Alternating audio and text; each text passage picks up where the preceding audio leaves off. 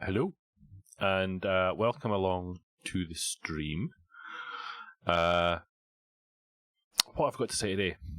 I don't really think I've got anything to say as a way of an introduction. What I will point out is that hello Maurice, hello Kim, who else do I see in the chat room? Hello Patrick, welcome all. Next week, it's likely that I will not be streaming on Monday. I will be away in London, meeting for the first time ever in real life both Maurice and Kim. So that's going to be, I'm really looking forward to that. We are all attending a conference, and I'm going to be able to say hello in person. So I am genuinely looking forward to it. I've been to this conference a few times now, and it's always nice to meet people. But I've known these guys now for a while now on the internets, so it'll be good to meet in person. Maurice is saying, I'm really sure. Yeah, I'm pretty much. I said maybe, but no, it's pretty much guaranteed that it's not going to be happening. So next Monday, anyone coming to this stream looking for me, I'm not going to be here. High chance that I will be streaming as normal on Friday. I'll be back. So look for Friday. If you will, it'll be stream it all from some sort of pub somewhere, maybe, like, yeah, randomly discussing all things. Yeah, it's probably best not to do that. What we are here to talk about, though, again, we've not shelved DevGep. It's still in process.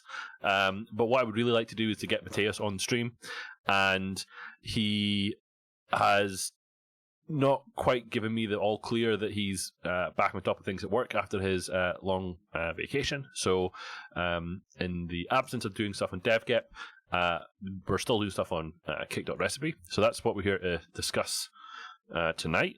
So let's bring it up, and let's see if I can spell cake properly tonight. Cake, contrib, Cake.Recipe. We are going to... Well, you say that, but I kind of almost fixed it. So, yes and no. Yes and no on that one as to whether I'm actually going to break stuff. So, came to a little bit of realization over the weekend as to what was going on. So, let's start at the beginning, shall we? Let's tell a little story of where we got to over the weekend, right? So, I've made a bunch of changes in the Cake.Recipe repository, right? And one of those changes, almost, I thought you said on Gitter that you did. So let me explain, right? Let me explain, Kit, right? So lots of the changes that have been going into Cake.Recipe have been coming in as a result of the Cake.Add-in Discoverer. So the Cake.Add-in Discoverer is the utility tool built by Jericho, and it examines add-ins that are available, and then makes suggestions on updating add-ins and tools within Cake.Recipe to basically keep it up to date. So it's kind of like Dependabot, but it's specific for Cake.Recipe. So one of the things, if we look back and look at the pull requests, then we will see that there's a bunch of them. So if we look at all the ones that have been added by Cake Contribot, then all of those ones they've updated. Those pull requests have been suggestions as to bump it to this version, bump it to the version. So I went in and did all of those things, right? And I kept all those tools up to date, right?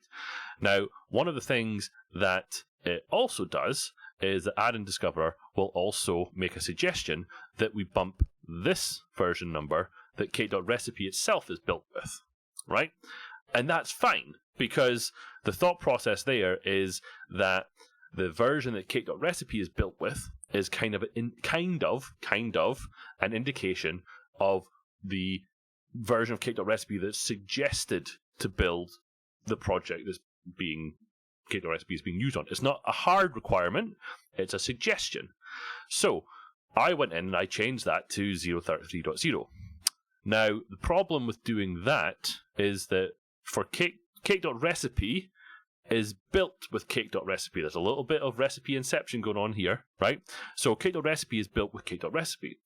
Now, by bumping the version of Cake that is used to build Cake.Recipe, but still being pinned onto 1.0.0, it caused a build error. And the build error is due to the fact that there was changes in the most recent version of Cake.Incubator that we have updated as part of the updates. It's come from Cake.Add-in Discoverer, and that caused a mismatch between methods that were available in Cake.Incubator, because there was a mismatch between the namespaces that's used in Cake.Incubator and in Cake itself. So by bumping to Cake.033.0 and also pulling in a newer version of Incubator, it caused a problem, right? And I've just realized I've said this completely wrong. By not pulling in the most recent version of Cake.Incubator, which solved that mismatch, when you tried to build Cake.Recipe with Cake.Recipe with Cake 030 while being pinned at Cake.Recipe 1.0.0, it blew up, right? And that was there was a bit of head scratching going on, because the build was working on AppVeyor, but it wasn't building locally. It wasn't running on my Mac, but it was running on a Windows VM in the cloud. So all these thoughts were going through my head about what was going on. Long story short, if I blew away the AppVeyor cache, it started failing on AppVeyor as well. So that then led me down the merry path of realizing that I needed to pin again the Cake.Recipe build to 032.1 of Cake, which still had the same version of Cake.Incubator, because even if I changed this to pull in the latest pre-release version of Cake.Recipe, I then had the build problems that are in Cake.Recipe when trying to build Cake.Recipe. So it was this little whole chicken and egg thing going on. A bit like this from Maurice. Is this safe for work, Maurice? Let's have a look. Lots of bouncing icons. It's a basketball court. Love it. Yeah, exactly like that.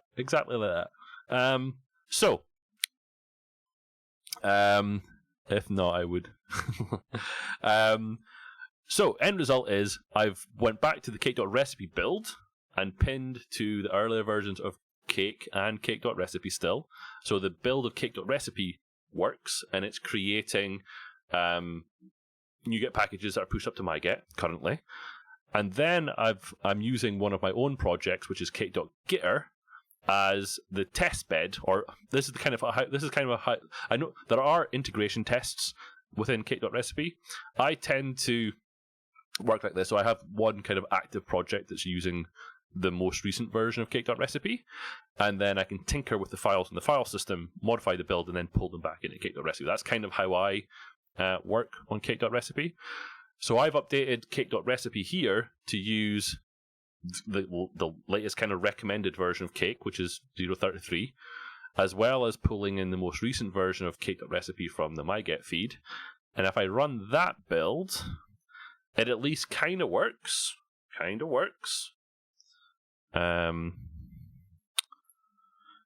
Brave Cobra's asking, can you, after pinning, rebuild using the output? Not sure I'm understanding the question. Can you elaborate on that slightly, just to make sure that we're talking about the same thing?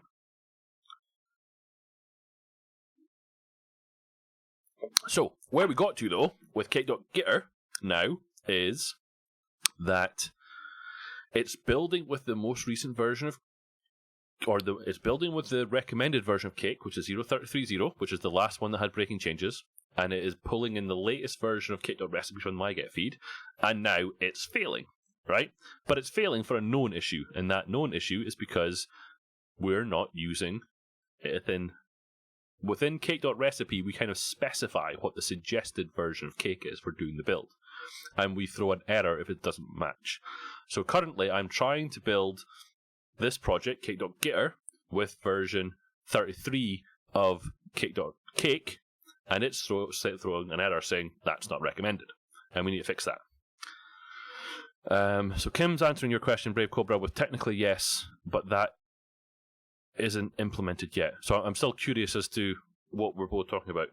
Can you build Cake.Recipe with an unpinned version using Cake.Recipe that was built with a pinned version? We're going around in circles there. Hold on. Let me read that again. Can you build Cake.Recipe with an unpinned version using Cake.Recipe that was built with a pinned version?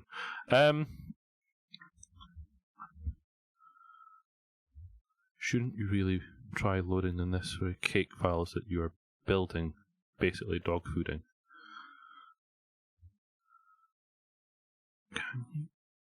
I'm still going round in circles with that question. Hold on.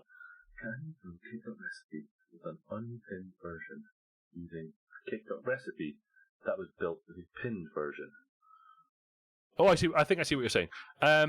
Maybes. Once we get it working, we could get to that point. Yes, but it's currently broken. So Cake.Recipe itself, if you try to run the build that is the current pre-release version of Cake.Recipe, it throws this error. So we need to fix this before we can start getting to that point. But like I say, the way that I end up doing it to test things out is within Cake.Gitter, which has now pulled down the latest unstable version, which is 0094. If I go into this folder and start messing with the files, I can test out to see if the build works, and then once I'm happy, I can take those changes into Cake.Recipe itself, push them up, generate a new package, and then pull them down again. So it's a little bit of grunt work there to kind of work through that process, but I found it to be the most sanity-driven way of doing it, because otherwise you end up in kind of these weird loops where things don't work the way you expected them to. So again, there are integration tests in Cake.Recipe, which we can run and prove that the build works against 3 different add-ins that are using Cake.Recipe. This is just how I choose to do it. This is how I built up Cake.Recipe. So where was the break introduced then?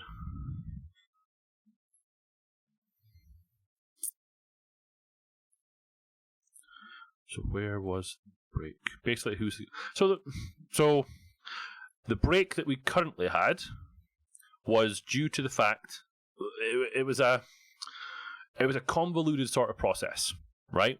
If you want some detail, I'm happy to give the details, right? So if we walk over to GitHub.cake, I really can't spell cake.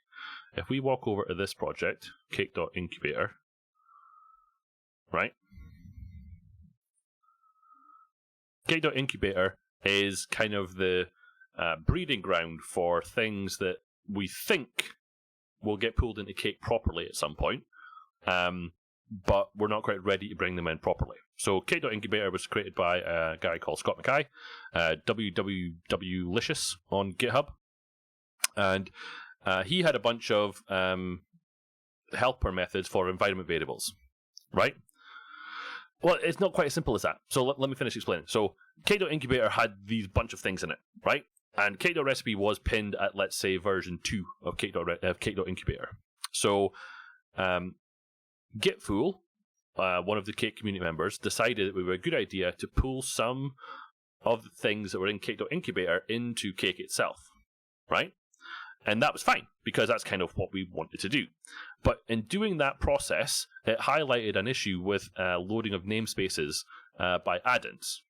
Now, when that was pulled into 033 of Cake, it broke the current existing Cake.Incubator, because the later version of Cake.Incubator fixed the problem. And also within Cake itself, we fixed the problem. But because we were now in this mismatch situation where currently, Cake.Recipe, we recommend using 32.1, and we were using version 2 of Cake.Incubator. When we pulled in version 3, these numbers are wrong, but when we pulled in the version 3 of Cake.Incubator into the new version of Cake.Recipe, we can't run that version of Cake.Recipe with 32.1 because it's broken, and bumping the build of Cake.Recipe to 33 with the pinned version of Cake.Recipe breaks because the mismatch. So ultimately what we need to do is build with 33 of Cake and the new version of Cake.Recipe that's only available in MyGet, but we can't do that until we fix the overall Cake.Recipe build. So it's a little bit of a chicken and egg problem at the minute. So summed up in 8 words, when I used about 800, yes, we need to get to that point, and we're not there yet. So that's why for Cake.Recipe I've had to pin to the earlier versions, and once we get Cake.Recipe new version working, I can use it to build Cake.Recipe, but at the minute it's broken, so we can't do that. So yeah, 8 words versus 800. I like talking.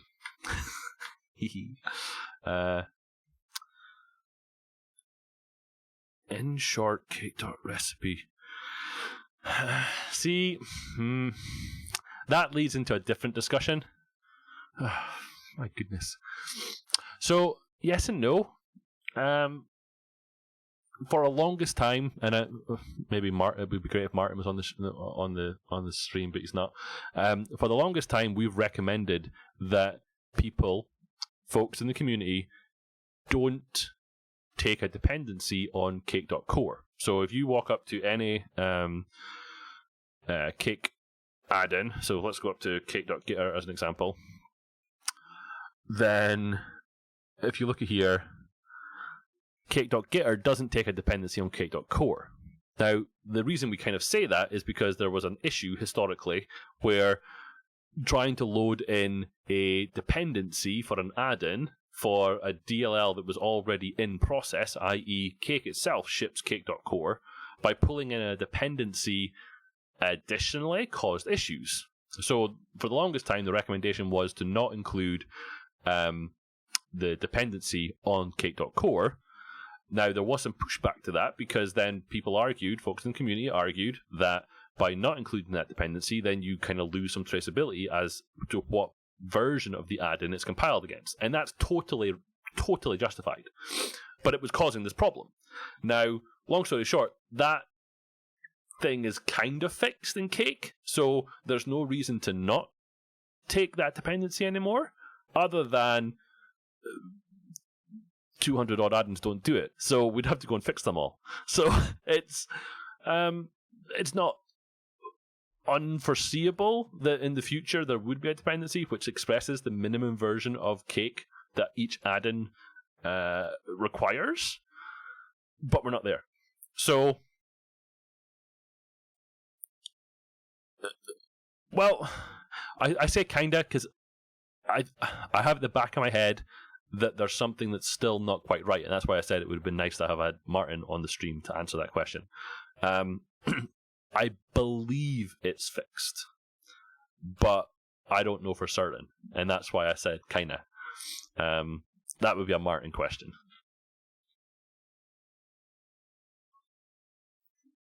I mean, I'm curious about the hidden dependency. How would that work? I like that. Fixing upper than otherwise. I like it. I'm fairly sure it works, but I haven't tried it. And assumptions is indeed the mother of all. Yeah. Anyway, so that was a little bit of a sideline, but I think that was useful in terms of setting the scene of where we are. So, yeah, that's where we are. And if I can get to the point where I can get the build working, then in theory, we can get Cake.Recipe to build with the latest version of Cake.Recipe from MyGet and the latest recommended version of Cake, and we're off to the races. But even in that scenario, if I then make a change, because that version of Cake.Recipe will be built with the one previous, if I push out a version that then breaks when I run the build the next time using the unpinned pre-release version, then I'm going to break my build of Cake.Recipe again. So there's a bit of a double-edged sword there. So I think I'll remain pinned on where I am just now and just do what I do with the Cake.Getter one as my mechanism for testing things. Hidden dependency is basically how the projects are set up now. The dependency is in the CS proj. Right, I see what you're saying. Yes. So it is expressed in the CS proj file, and there is actually, so we're going on a tangent again. Dave Glick, creator of YAM, soon to be the new branded documentation thing that cakebuild.net is built on. He has assigned himself an issue, which is to express the version number in this section. So if you go up here to an add-in and you click on an add-in, then it would on this page somewhere, it would express the version number that add-in is built against. So there will be some clarity on the Cake website directly. Okay, so that's a change that's up and coming once Dave's work on his rebranded documentation generator thing is complete. That will flow through into the Cake build website, so that will be available. That information will be available on the website, so you'll be able to find it there too. Okay. So, see, I wasn't saying it because I wasn't quite clear on whether it was public knowledge. So I was hedging my bets a little bit. So yes, the fact that Kim said it must mean it's out there, and it's not just in a private Slack discussion. So the YAM is being rebranded to static, as in static websites, but with a Q at the end. So it's cool. So yeah, that's it there. Go and check it out. I think I have as well, but I'm never quite sure what I'm allowed to say and what I'm not. I really shouldn't be doing live streams because I'm terrible sometimes in knowing what has been said in public and what's not. So I was hedging my bets a little bit on that one, but thank you. He did mention it on the YM Gitter channel. Perfect. Okay, so I am safe then. Just assume it's okay. Don't tell him. Okay, right. So, where were we? The build error that we're getting is because this version of... So we're building Cake.Recipe... No, rather, too many cakes. We are building Cake.Gitter with 0.33.0 of Cake, and Cake.Recipe is complaining because it's the wrong version. Oh, man. Maurice, I need to fix this. I'm going to say, remind me later, right? That's my host machine looking for an update again, right? So I've told it to go away. I need to fix that at some point so it doesn't keep doing that. Right, so if we go to Cake.Gitter here, and we do a wee search for 0.32.1, then what we should find is that in here, a quick fix. Sure. So in the build.cake file that ships within Cake.Recipe, there is a current supported Cake version number, and at the minute it is at 0.32.1. So I'm going to change that to 0.33. So this is in my kind of working copy of Cake.Gitter. So if we go back here and run this build again, then it should succeed. So this is me in my testing ground. And if this works, then I can pull it into the Cake.Recipe code base, and then I can push it up, and then everybody's happy, right? So there we go. So it got past the error that it got past before. So we're progressing along this road. So we've now got we've got a build that was running when it wasn't running before. So we're making progress, right? But this build is also being run with a bunch of new tools. So all of the add-ins and tools that are referenced within Cake.Recipe have been updated. So things like this. So this Dupe Finder is running with the latest version of the ReSharper command line tools. So there's potential for this still to break, or to break in ways that we weren't expecting. So I want to see this run through to completion, and then if that works, I'll bring that change over to Cake.Recipe and push that up, and then we can run the build again with the latest version from MyGet, and again go through that iteration cycle. So the other thing I was doing just before the stream came along, while we're waiting on that, we go back to Cake.Recipe and look at the kind of the epic that I created, which was these are all the things that we're wanting to achieve. I started linking these up to issues and creating issues where there weren't any. So I kind of walked through that process. Oh, hold on. Somebody's saying on host now or before the stream. Set service, Windows update service, startup type disabled after stream. That sounds like something I should be putting into my Stream Deck startup sequence. So this is I push a button on my Stream Deck whenever I start a stream to do a bunch of stuff. Sounds like I want to set that up to do that stuff. So I might just do that. But Kim's asking whether that actually works or not. So I'm going to let you two argue that out while I check my build. Uh-oh. That doesn't look good. MS build not found. What does that mean? Empty input file set terminating. So the latest version of Dupe Finder failed.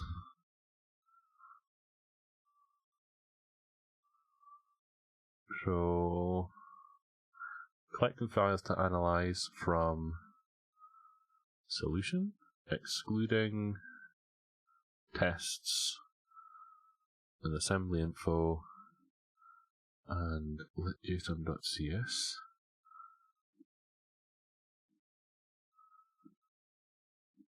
Unable.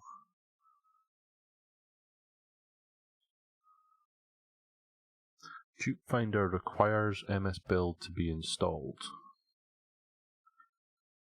I mean, I have Visual Studio 2019 installed, so in theory, MS Build should be there and should be locatable. I wonder.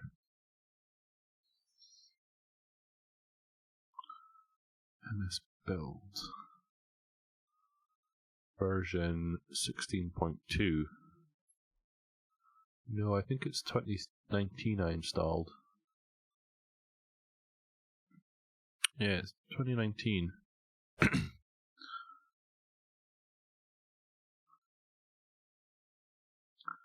So what version of Dupe Finder do we have? That would have shown it. That would have shown it. But it also would have shown a bunch of other stuff.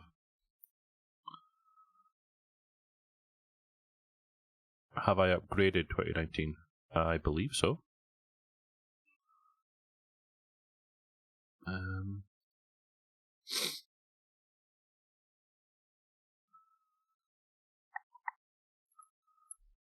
So let's have a look and see what's going on here. So in our tools section, we can see what version of, and I think it is the one that Kim suggested, which is 19.2.2.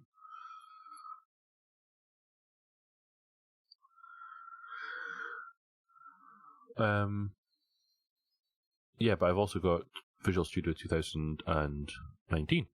So it would have brought along the tools that it requires. So I have the build tools for 2017, yes. So that would have brought in the versions of MS Build that shipped with that one. But Visual Studio 2019 itself would have also brought in the version of MS Build it requires. Yes. I noticed the version in the build output, but wasn't sure. Was it? Yes, you're right. Okay, so let's have a quick Google. Jupe Finder 2019.2.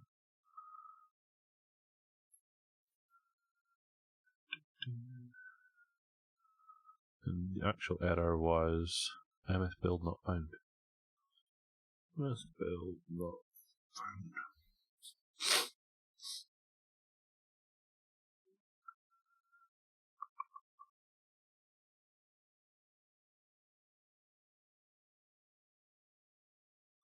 What said? It said being what?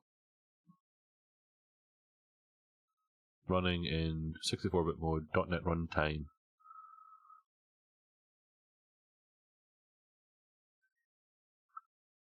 I don't think it's in the way. Oh, hold on. Let me think. Let me just check something. See how we are.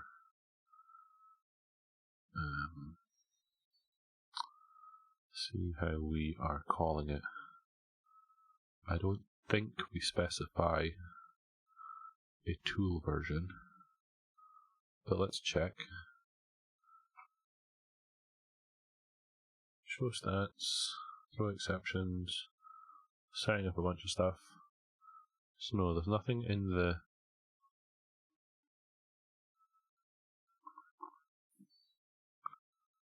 But we're not... So the other way of ironing this out might be to... Where do we go? We do tools, resharper reports, no, resharper.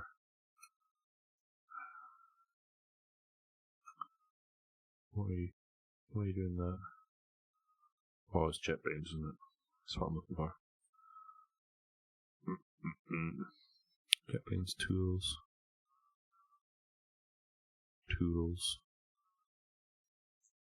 Jupe Finder. Let's just... So that's it running directly. So that's me not doing anything fancy with it. So if we just go into here and say source Cake.Getter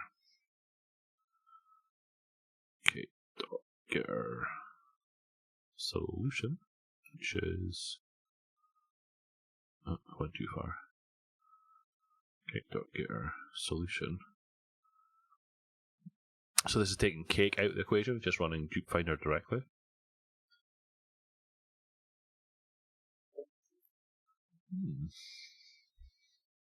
Curious.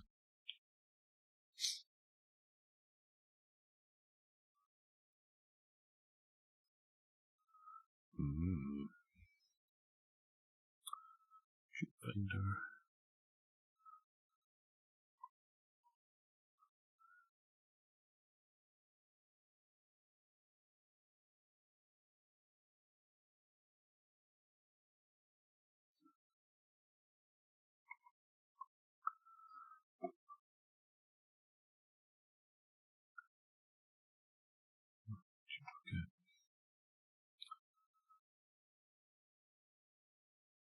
Can I build the solution? Well, it was done as part of the... So if we look at the build output, then we'll see that it did a show info task, did printing, did cleaning, did a restore, and then it did build. So the build has completed. Now, granted, it's using a different version of MS Build, but my understanding is that Jupe Finder now works on .NET Core projects as well. Oh yeah.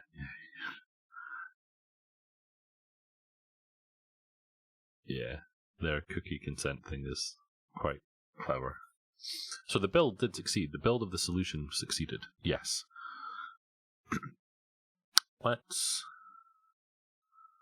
see if the... So I'm going to test here to say target equals, what's it called? Inspect code. Exclusive.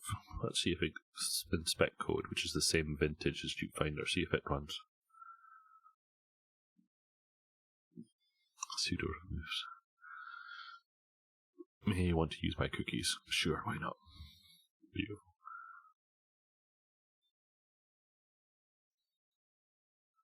Let's see if. Oh, hold on.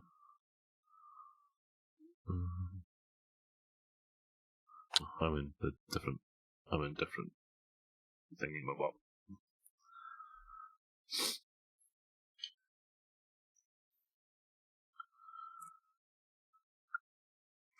Yeah, but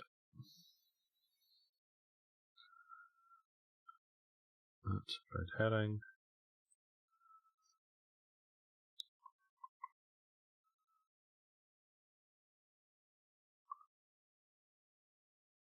See if this runs. CubeFinder.net Core projects.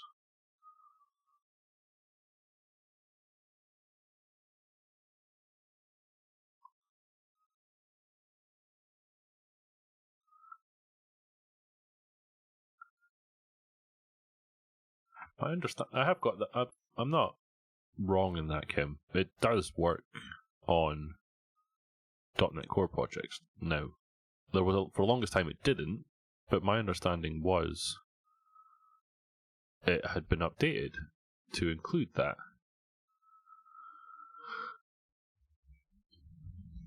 So inspect code is working.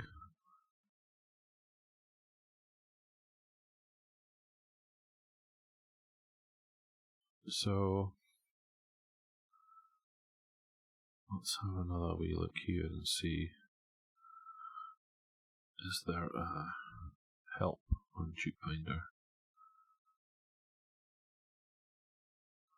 Go.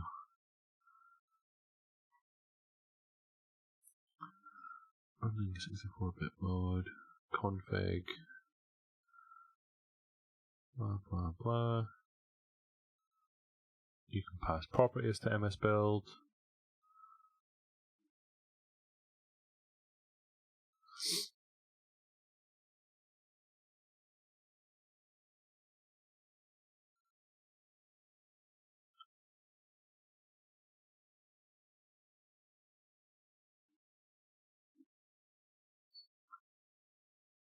I mean, I don't disagree with that, Kim. I've had to come up with some imaginative ways around the TubeFinder, but I normally try and keep it active.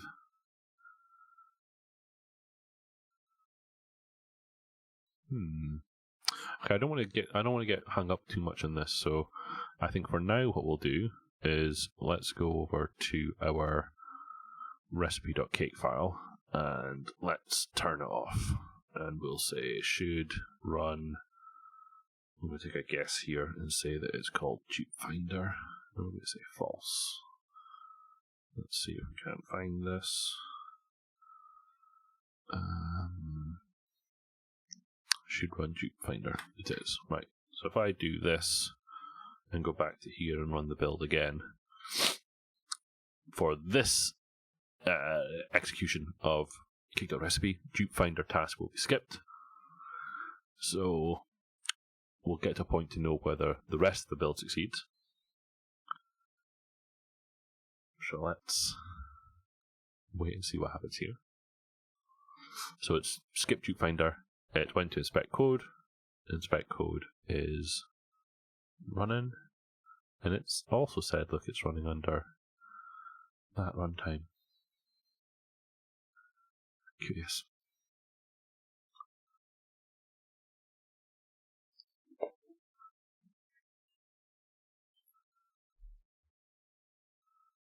I think you had that before with one package and it worked on AppBear.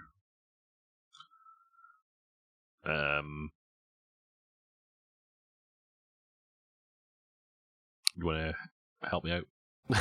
I don't know which package that you're referring to.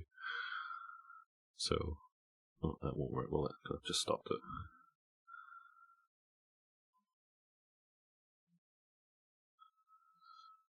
Oh, I see what you're meaning.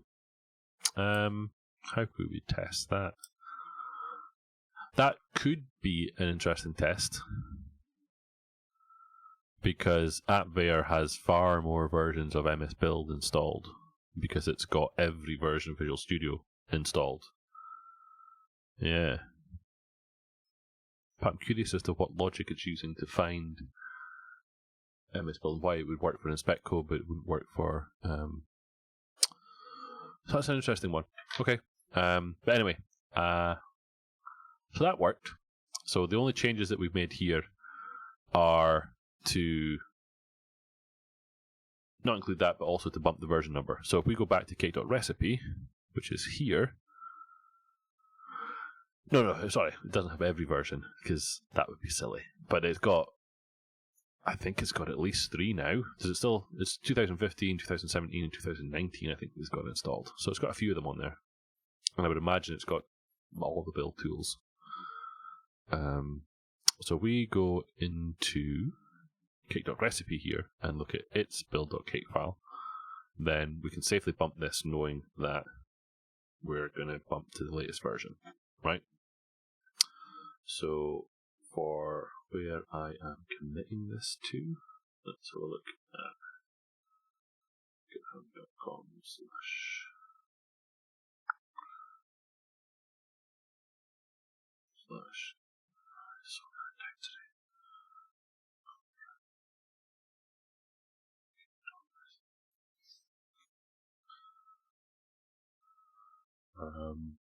so I'm going to call this part of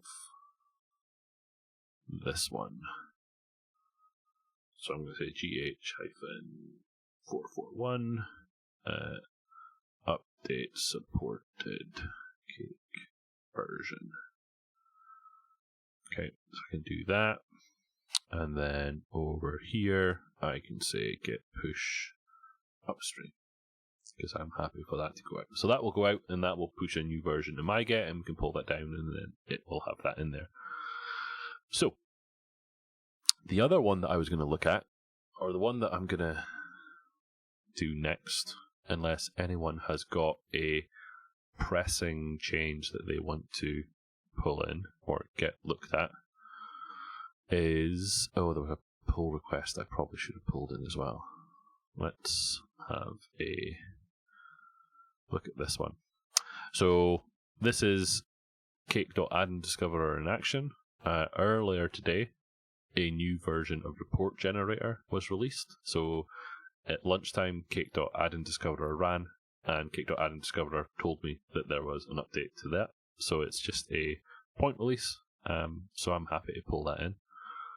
So what we should do is we should walk over to here, and we should say git fetch upstream pull 445 head PR 445,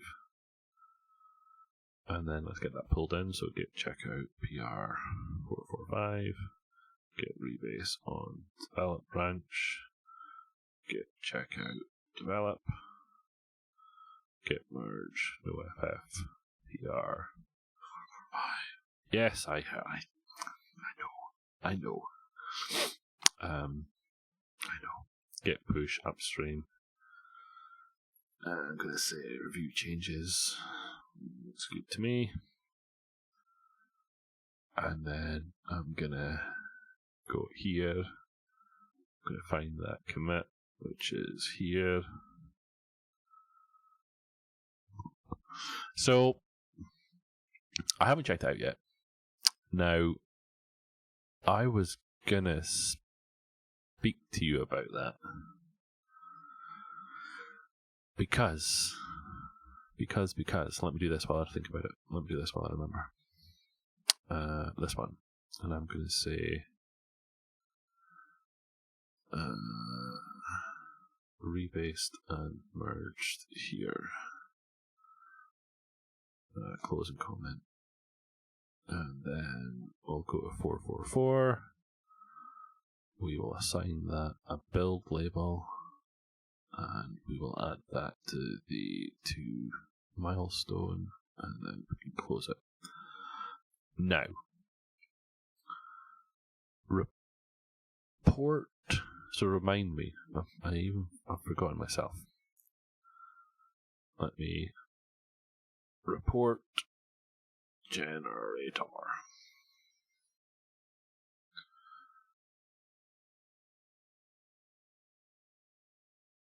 Yeah, we use report generator to generate the report for the code coverage. So the code coverage, which is generated by OpenCover, generates an XML file with report generator. So, okay, so my question is not related to that. My question is related to this other issue that I raised today because I noticed it.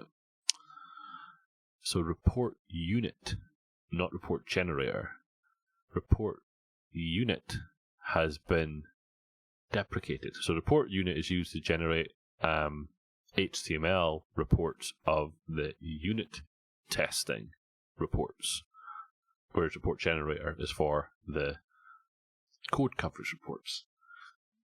Now, report unit has been deprecated in favor of a new .NET CLI tool called extent reports. So I put an issue in that we'll probably have to remove the current usage of report unit in favor of this global tool.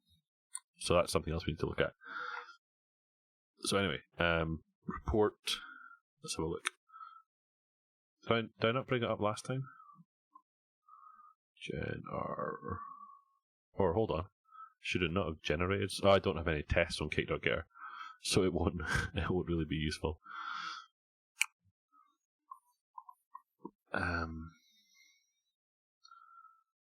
Will that do X unit as well? So, I was actually looking at this recently, Brave Cobra, for different reasons.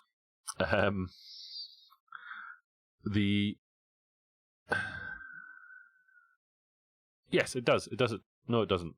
It does it? Yeah, it does. So currently, Cake.Recipe generates report units for X unit test executions, yes. So currently, Cake.Recipe generates a report unit and a report generator. So it'll do both an HTML version of the unit test report and an HTML version of the test coverage report. So you get them both. Currently, though, I noticed that it doesn't do it for NUnit. I noticed that this morning. For some reason, we've told NUnit to not generate an XML report and instead only generate the coverage report. And I can't remember why we did that. So that's something we probably need to look at as well. But that's for a different day. What I was going to look at today was I was going to look at removing GitLink, because I was going to ask a question of Kim while he's here. Now, in your recent project, github.com, Kale, Cake Contrib, oh my goodness, seriously, Cake.warp. Am I right in saying that you are publishing symbols packages for this thing? Is that a fair statement? Are you doing that today?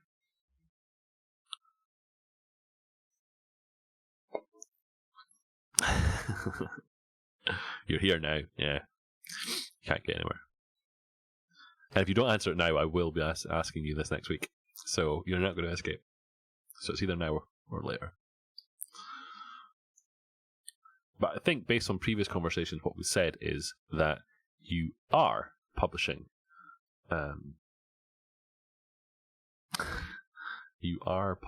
symbols packages. And you said it was really easy. You enabled symbols after the last push. Okay, that's fine though. But is it as simple as this?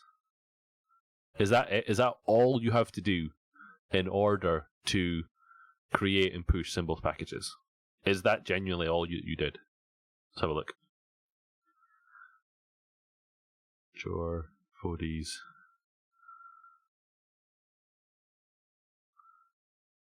Interesting.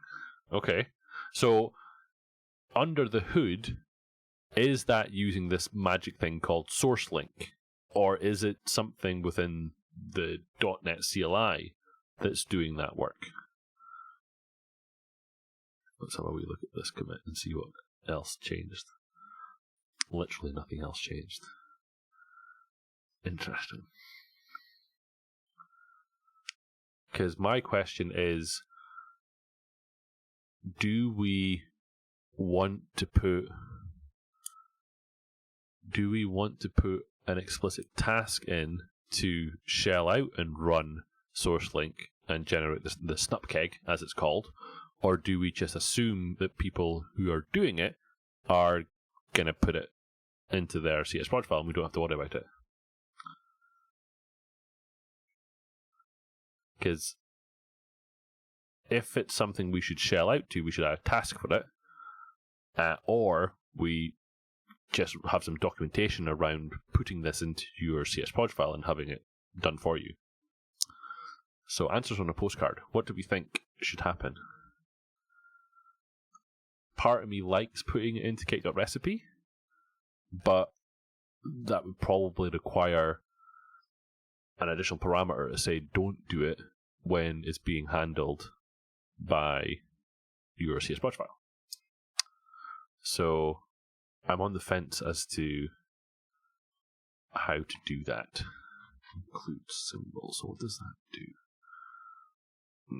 CS proj. See if we can get some documentation on that.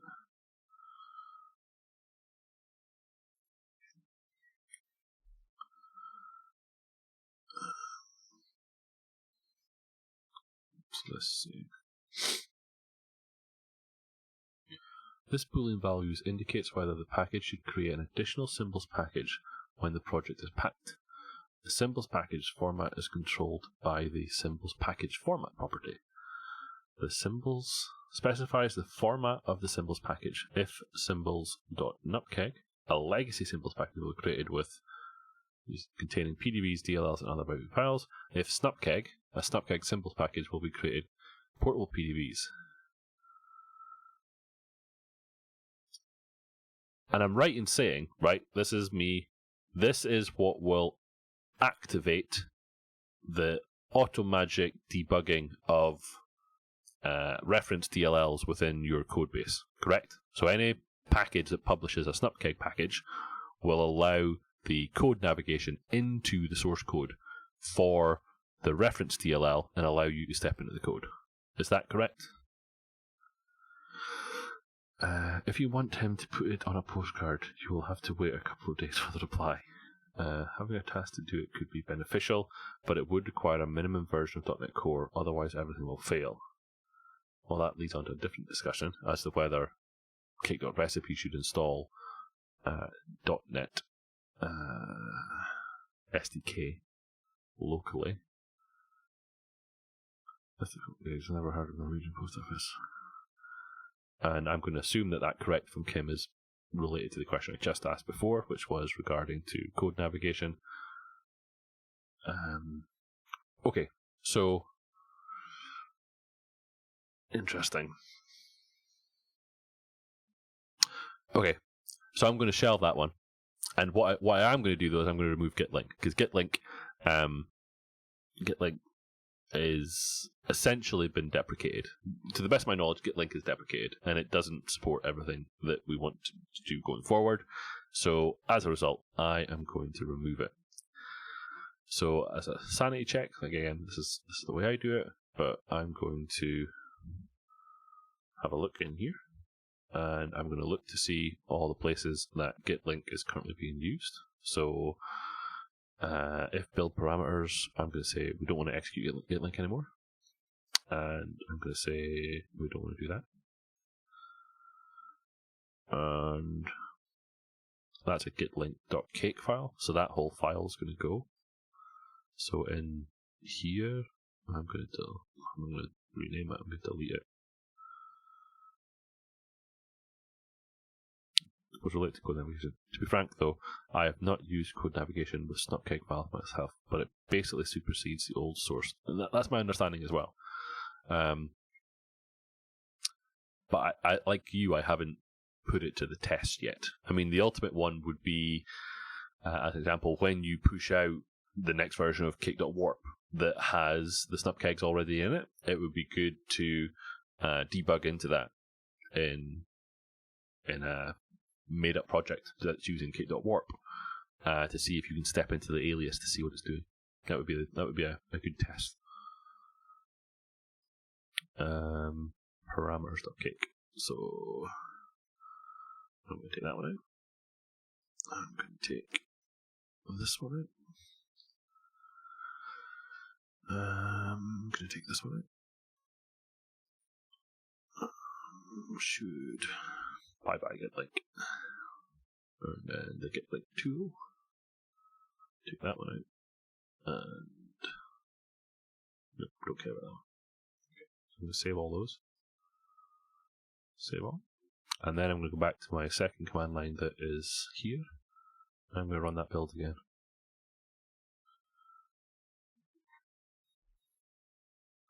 You could do a point release. You could do a major patch release.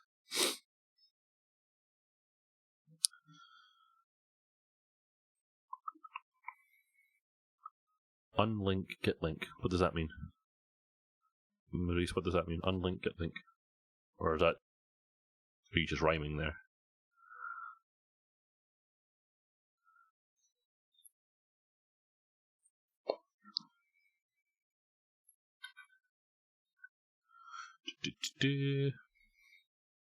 So again, there's a little bit of duplication in the process that I'm following, because assuming that this works and this builds, I'm going to basically do the same things over in my other VS Code window, which is to delete everything that reference get link. And that's it's not probably the most what's the word I'm looking for? It's not the most efficient way of doing things, but it's tried and tested, so I'm going to do it. So I'm going to delete those 4 lines, because, well, that's what I did last time. And I'm going to do the same here. And then the entire get link file is going to go away, which is this one. Yep. And then all of these parameters,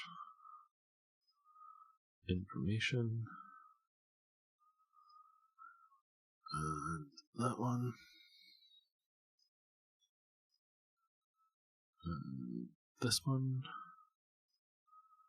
and the tool reference, which is this one.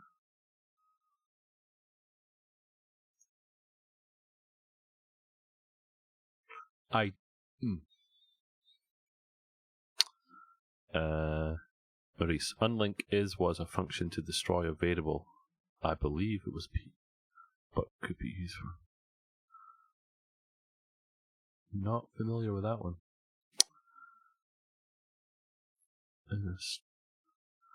So I do and I don't.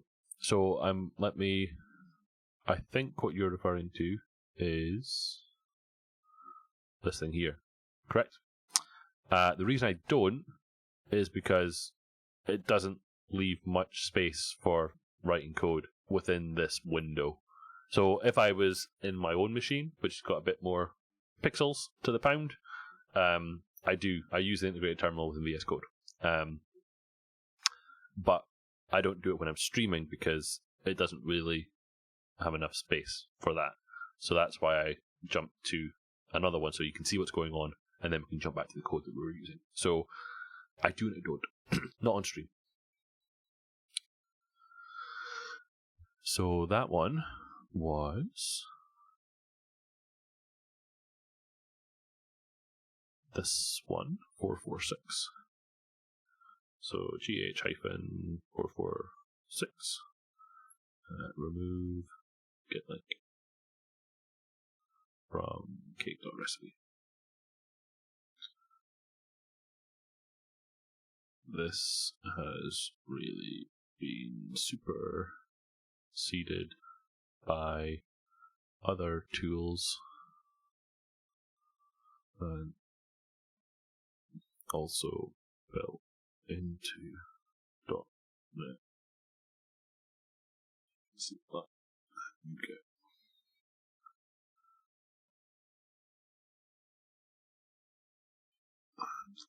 for. Beautiful. So I'm going to commit that. So in the one that we did together where we had a streaming session, yes. And the reason for that was because we were also using live stream, which meant, in theory, anything that you executed at the command line could be shown through the stream. And that's fine. But in this scenario, where it's just me, and that's not being ran by someone else, it made sense to do it there. But in normal streaming, when it's just me, I have my PowerShell session. So, Git status.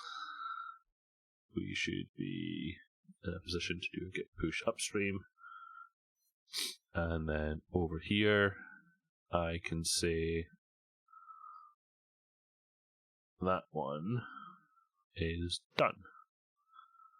And then in the linked roadmap one, we can put a little tick in the box that says that one. Okay. The other one that I was going to tackle tonight, I've got a little bit of time left. So the other one that I was going to tackle tonight was the deleting of my nutcake files. And what did you think about Brave Cobra? And did you install it from Chocolatey via the Chocolatey package that Maurice created? Because if not, you should have.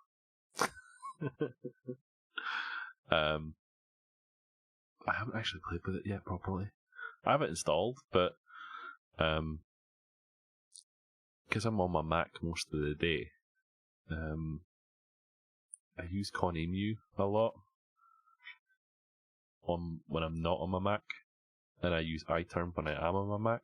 So I haven't really played with it yet. I really should.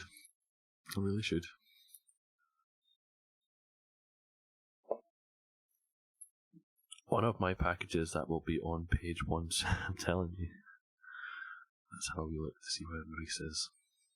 Chocolatey.org. That's how we look. I understand. So, where are we down to? We're still in the millions here. Still in millions. You need to talk to Paul, Maurice. I'm off shift. How much are you up to now anyway? Let's have a look. ID on terminal. Windows terminal. 32. Look, it's going up. It is going up there. I see 32, not 31.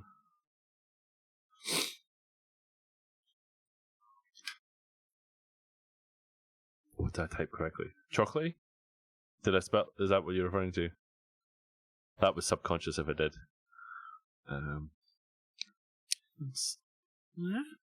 11,000 happy people using it. It's going up. Definitely. But yeah. Oh, here we go. Look. Have you checked your responses recently? Worked from midnight till 4 last night and I am beat. I feel sorry for you. I do. I don't envy you having to do that. I really don't.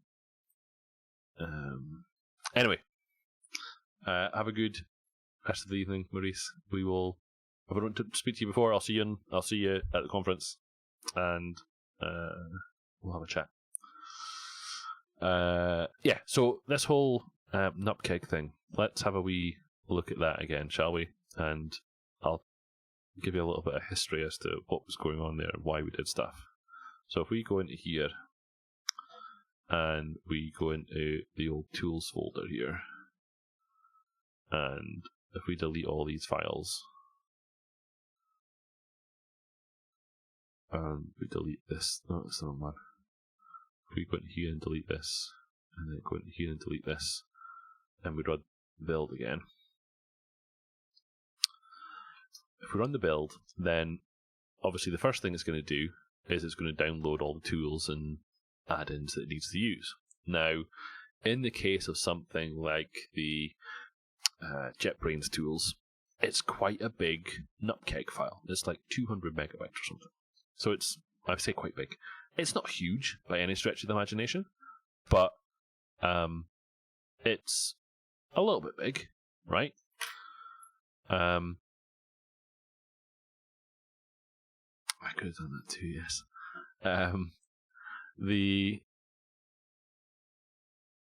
It's about 200 megs file.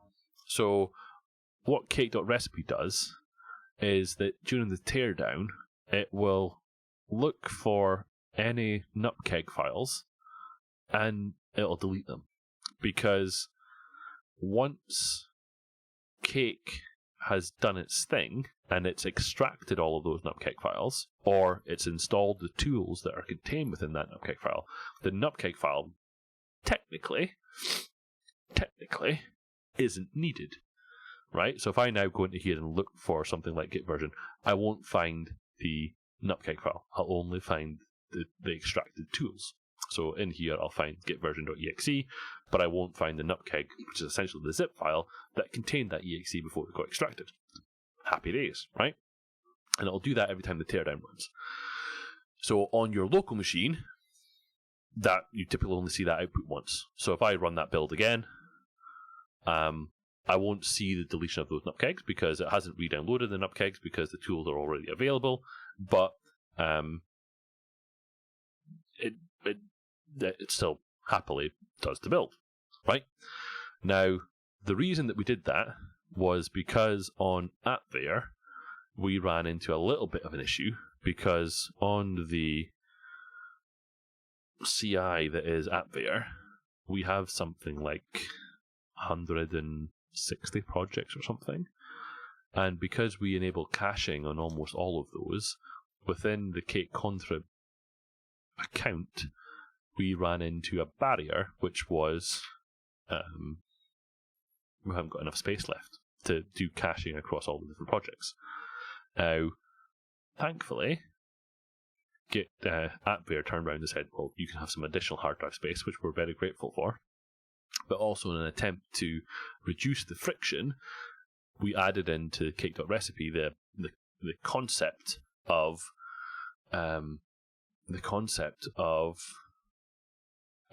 deleting the nupkegs, and that worked perfectly. However, when you're using something like Cake.Bakery locally for debugging, IntelliSense, and code completion, all that sort of stuff, it doesn't work because the part of Cake.Bakery is kind of reliant on looking inside those nupkegs in order to figure stuff out, right? So by deleting the nupkegs as part of the cleanup script of Cake.Recipe, you kind of break the functionality that is within Cake.Bakery, which is not great. Now, initially I'd thought, well, I'm just going to turn that off and don't delete the nupkegs anymore because we've got this extra space on AppVeyor. We probably won't run into the same issues anymore. But Kim made a perfectly plausible suggestion, which was to, well, how about we conditionally delete the nupkegs? And I think that's exactly what we should do. So, is there still a point of building on multiple CI/CDs like Travis and AppVeyor now that GitHub Actions is in the picture? We're just full of questions tonight, aren't we? I love it. I love it. Short answer is, it depends. It really does. So, if we look at something like Cake.build, and oh my goodness, I'm totally going to go and create a project called Kale and have it redirect to Cake. So annoying. Right. If we look at Cake, we build Cake with Cake on pretty much everything, right? And we are going to do it on Cake.Actions as well. We just haven't done it yet, right? Now, the reason that we do this is because we want to make sure that Cake works on all of these CI/CD platforms. So by running the build of Cake with Cake on all of these CI platforms, we can then say, well, it definitely works in Azure Pipelines, it definitely works in AppVer, it definitely works in Travis, TeamCity, yada, yada, yada, right? So also because, well, Matthias loves writing CI/CD build pipelines. he kind of enjoys it. So we just let him run riot with it, right? So there's good reason to do that, right? Now, whether you as your individual projects should do multiple CI/CDs, it's purely subjective. I mean, I would say there is good reason to do it, yes, because there are still things that can catch you out in terms of things will run on one system but not the other. So unless you test them out in those different environments, you kind of don't get the benefit of doing those things. As a minimum, I think you would probably want to run on at least one operating system or run on each operating system. Hello, Patrick. Nice to see you. So you'd want to run on Windows, Mac, and Linux. Now, historically, you had to use different CI/CD pipeline services to facilitate that. So you would have had AppVer for Windows, Travis for Linux, and you might have had Bitrise for Mac. Now, it's gotten to the point where you can do all three operating systems in one provider now. So, likes of Azure Pipelines, you can do all three. In AppVer, you can do Windows and Linux. So you can do a mishmash. On GitHub Actions, you can do all three now as well because they're using the same backbone that's on Azure Pipelines. I would argue that one of the benefits of using Cake is that you are completely agnostic normally to where the build is running. So there's it's not hard to run the build on another CI/CD platform. So there's no reason not to.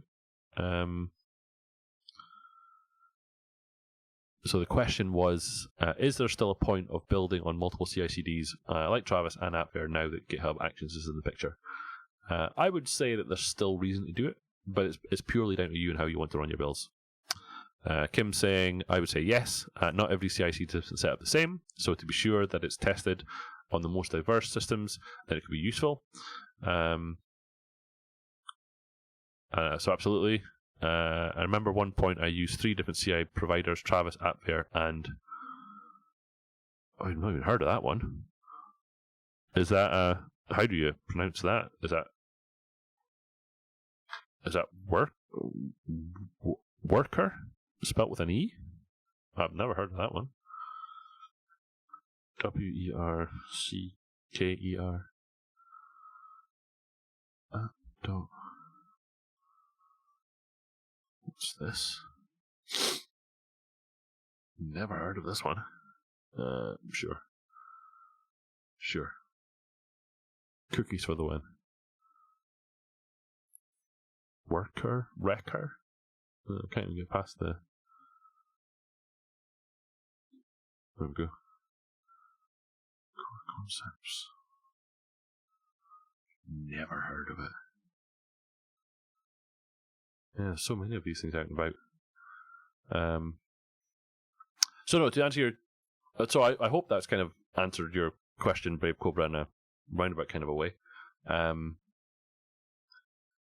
As a minimum, I think, like I say, testing on at least Windows, Mac, and Linux. And if whether you want to do that across providers, then sure. But yeah, using something like GitHub Actions to do the cross-platform definitely is possible. Using something like Azure Pipelines, definitely possible. But yeah, it comes down to what your preference is. I still prefer, if I'm being brutally honest, I still prefer AppVer for being my primary one, just because I know how it works. It does the job. It just works. So I was looking for a way to test Docker Compose and CI. So that's the Docker Compose portion.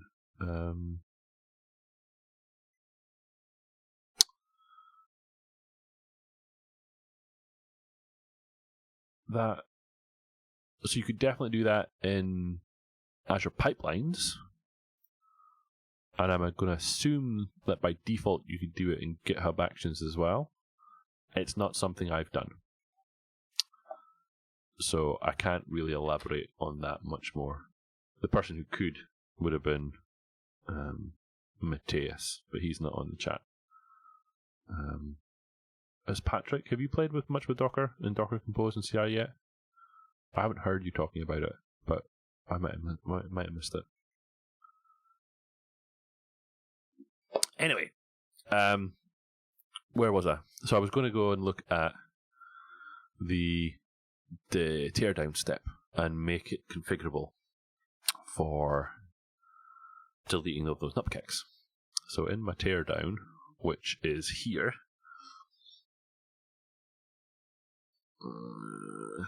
where is it? Here, clear nupkick files from tools directory. So what it's saying currently is if the tools directory exists, find me all of the nupkeg files within that tools directory and have at it and delete them. So we want to put a condition on that.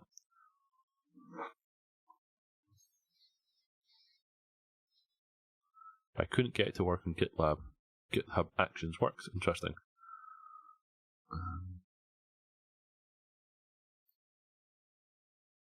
Interesting. I mean, so part of me is starting to like the concept of GitHub Actions more. And the reason I like it more is it's kind of in one place, right? I like everything being connected to the repository in the same way that I like packages, or at least my pre-release packages, to be available here directly. Now, I ran into some issues when I was playing with GitHub Package Repository last week when I was trying to push out a Cake.Gitter. I wanted to test it out.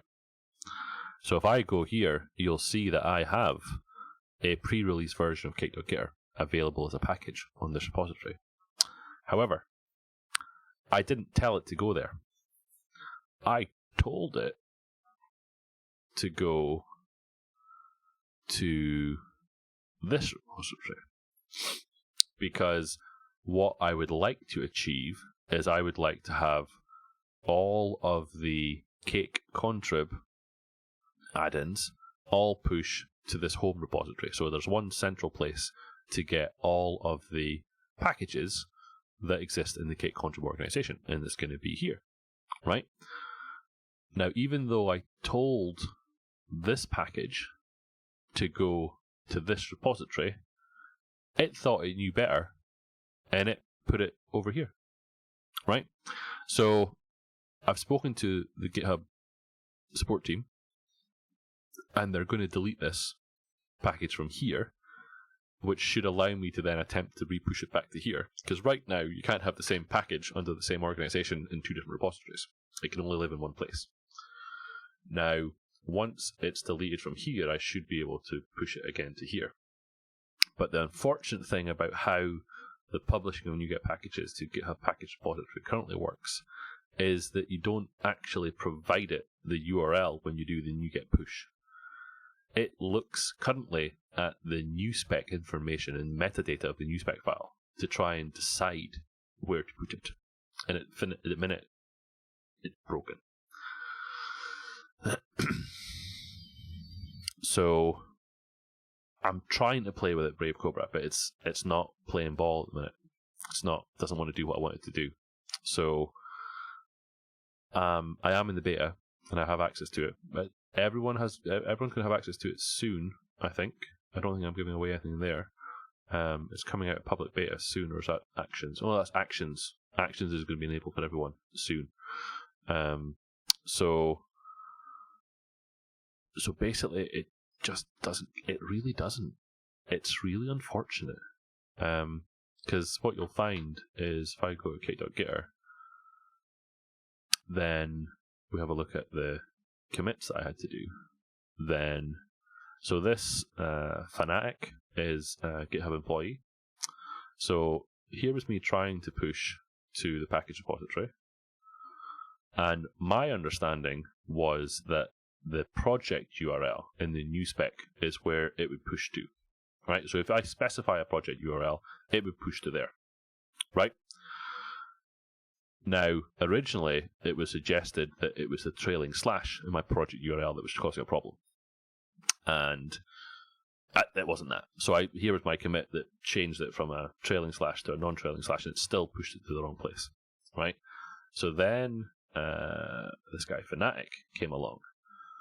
And his change, having looked at the source code, was to use the repository URL, because the code in GitHub Actions favors the repository URL currently rather than the project URL. Now, the issue that I have with that is that then in the publish package, because then ultimately I want to push a package to the package repository here and also to NuGet when it comes out of beta, is that then my repository URL no longer links to where I want it to link to, which is, well, to the repository. So the feedback that we provided is that using the new spec information to attempt to derive where the package should be pushed to, it's kind of round the wrong way. I mean, we should be able to, at the NuGet command line, say NuGet push -source and give it a URL, and that's where it should go. But at the minute, that's not what happens. So,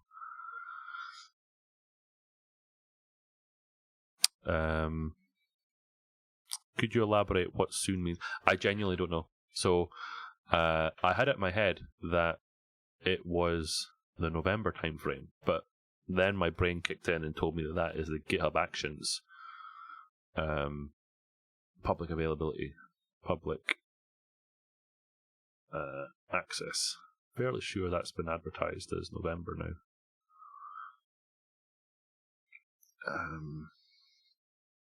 Yeah, I see it right there. So this was the one. I've used my wrong shortcut. I'm going to access the feedback hub because I went Windows key F rather than Control F. So November. November. I was remembering this date for GitHub Package Repository, but it's not. This is for Actions.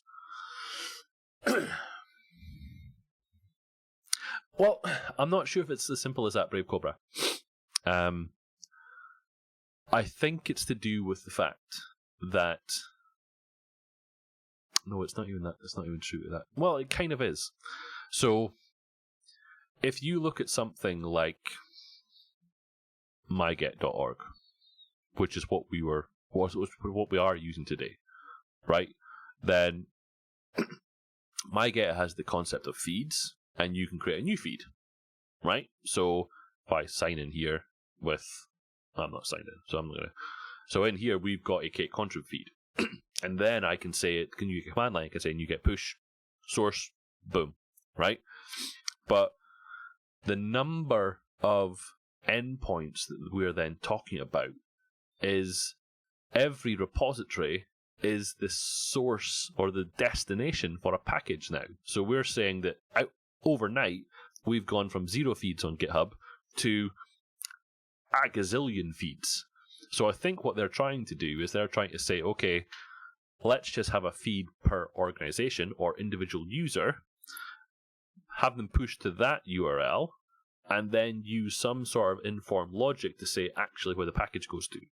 So I think I can see what they're trying to do, which is to limit the number of destination endpoints for the packages and to have it inferred by data that's in the new spec, the metadata.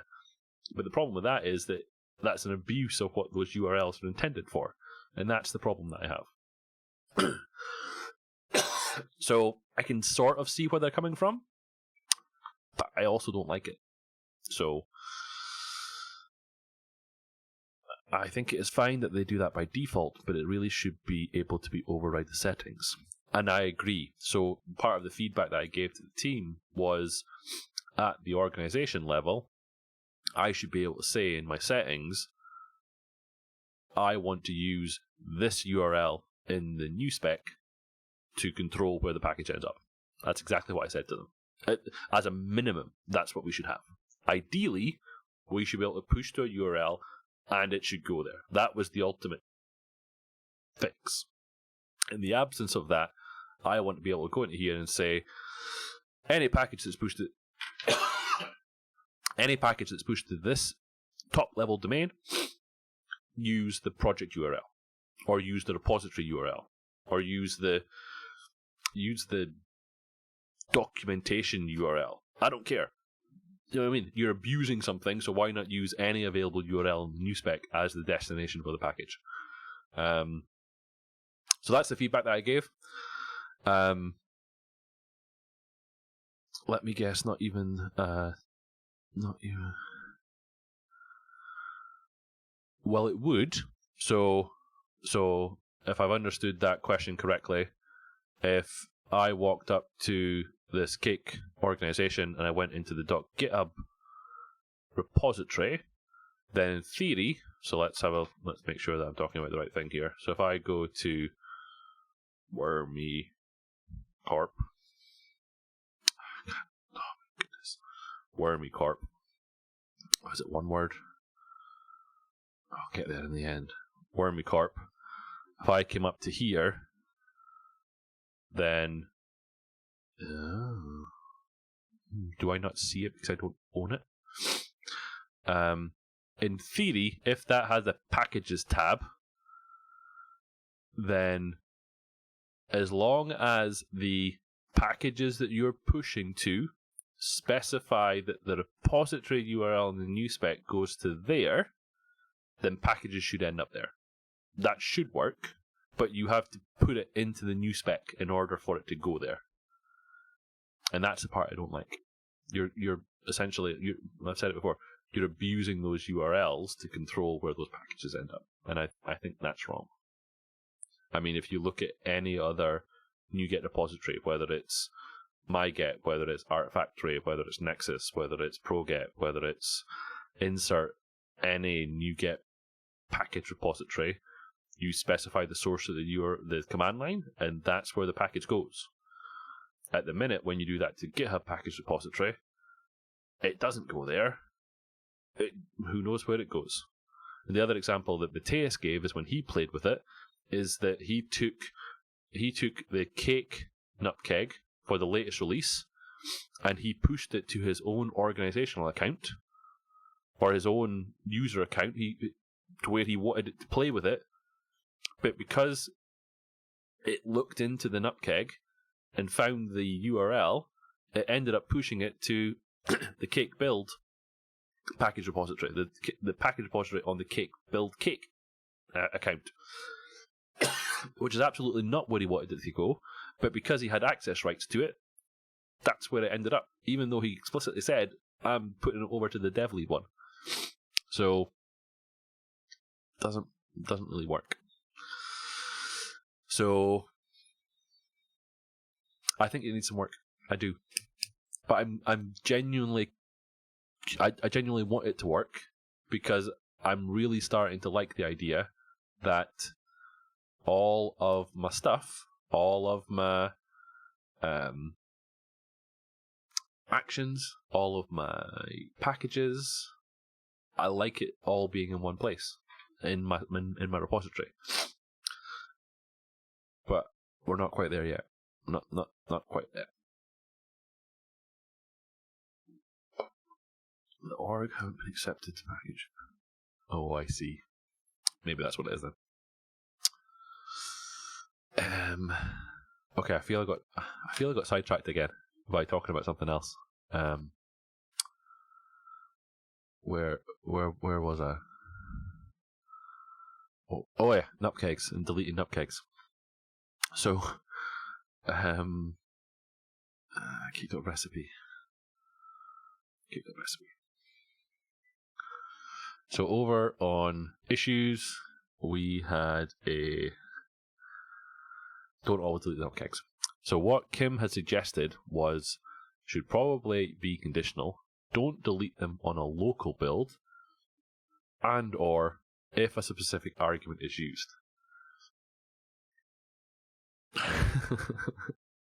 I hope that's a good thing, Kim. I do. I do feel I go off on tangents sometimes. I do like to think I circle back to where I started, but I'm conscious of the fact that I don't always. So, so the suggestion that Kim made was it should probably be conditional, and I totally agree with that. And the initial suggestion was don't delete them on the local build, and by not deleting them on the local build, then that means that Cake.Bakery will still work. And if we delete them on a non-local build, i.e. we're running on AppBear, then we're not going to blow up the cache that's on AppBear, which is good. But if we explicitly want to delete the nupkegs, then we should respect that too. Squirrel. Love it. So all of those points that Kim made are spot on. So we just need to do it. So let's go to Cake.Getter. And I feel we're going to need a new parameter. So let's go to our parameters cake.file here. And we're going to need... Why did that not work? Control home. Let's try and put it in reasonably the same place. We've got like a bunch of should. There we go. So we need a public static bool should delete. I'm going to go with nupkeg files. I think that's kind of concise and to the point. So I'm going to say a private set there. Beautiful. Should delete nupkeg files. Right? I'm going to copy that.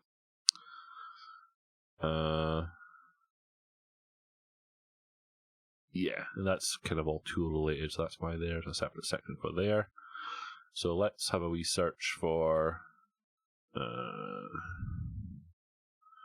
should notify beta releases. Let's just see where that thing's used. Should delete package cache files. Package cache files. And that kind of correlates to both. Should delete cache files. Naming's hard, right? It's like the hardest thing ever. Should delete nupkeg files, because that's explicitly what it's doing right now. Should delete optional package cache files. Should delete cache files opens up for the potential for doing stuff other than just nupkeg. So at the minute it's only doing nupkegs, but in theory we could add more stuff in there. So yeah, I think should delete cache files. I'm leaning now more towards that. I can spell cache properly though.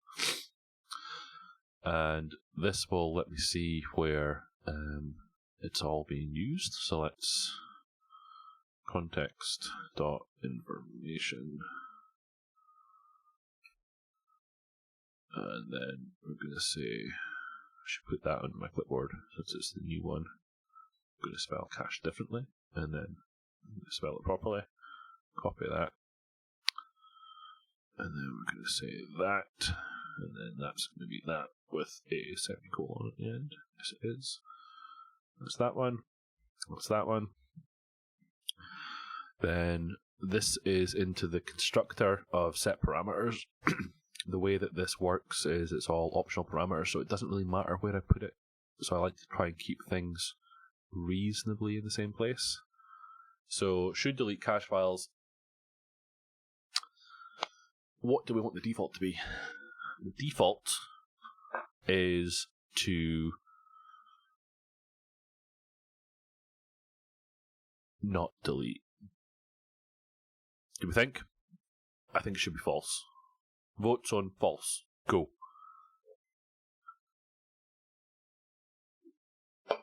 Well, we could do null, but no. That's a third option.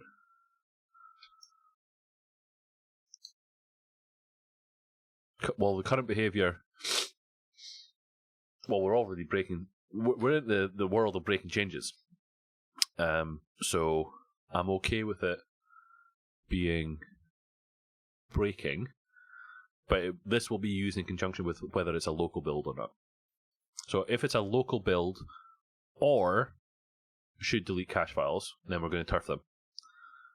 If we are not a local build, then yeah, my head's kicking in now. So it's going to be fine. So we're going to say this is equal to that, and I'm going to change that to a lowercase s. That one's done there. Parameters.cake. Oh, tell me I've been editing the right one.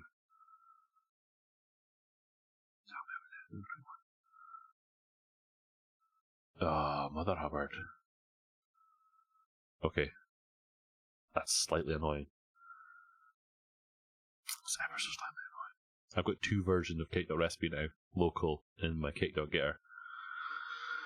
And I've been editing the 94 version rather than the 98 version, which is the most recent. So that's a little bit annoying.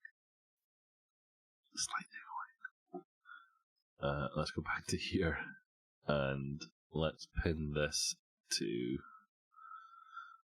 ampersand version equals 2.0.0 hyphen unstable 0094. Right, I just made that number up. Unstable 0094. Beautiful. Okay. And then let's go into here and delete that one. It's fine. There is copy pasta, but I also want to make sure that I haven't. So we've got cache files there. We've got cache files there. We've got cache files there. Okay. And then up here is where it's being used. Okay, so that's fine. So we can save that. I can save my parameters. And now in my teardown, we're going to say, so it's not a standalone task, it's just in the teardown. And the teardown says currently, if the directory exists, then how's about delete everything? So we want to say if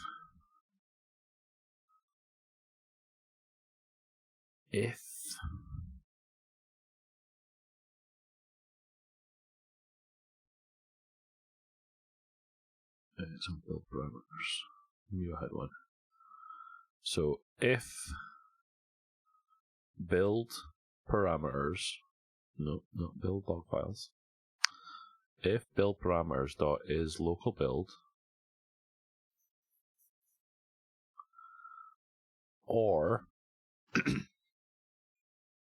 build parameters dot should delete cache files,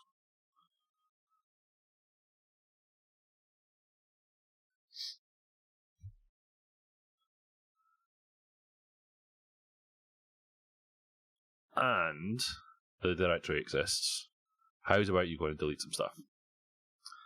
So if it is a local build or that and the file's there, go in and do it. If we are not, have I got this one the right way? Because we don't know if we're not a local build.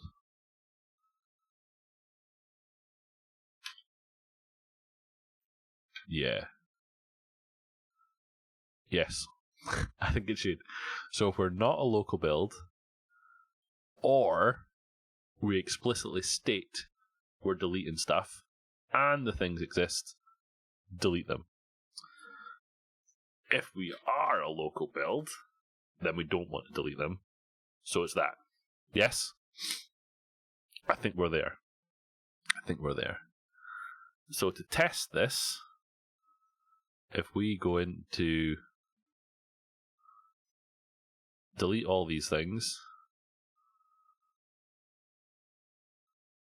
we delete all these things, The unit test. You are the unit test. The members of this chat room are the unit test, and it was caught, so it's all good, right? It's all good. So if in here we say target show info, right? So that'll just cut down on what it's trying to do. The argument should be more useful on a local build. On a CI, it should really be deleted.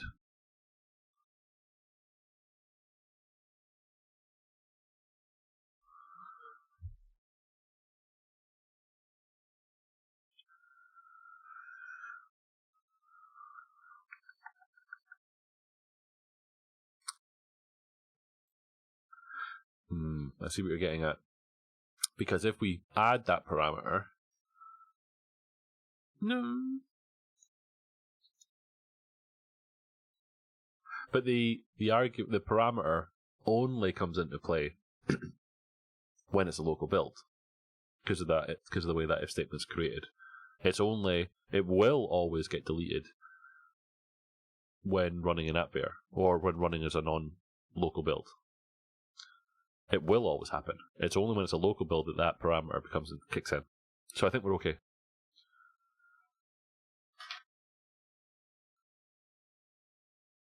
So even if you explicitly set it to false on app bear, it's still going to get...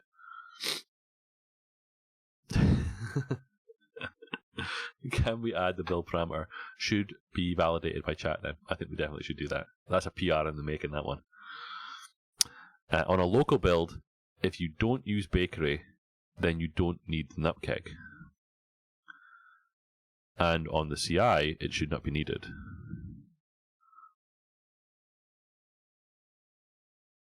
I totally agree with that.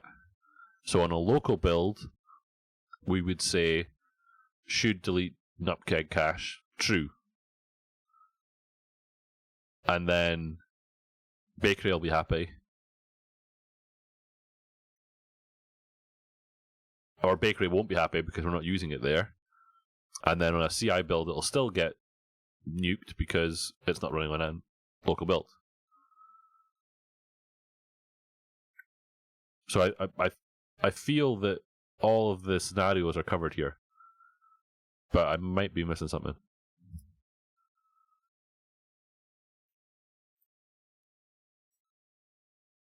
So if you're on a local build... if you're on a local build and you are not using Cake.Bakery, then you will have to set should delete cache files.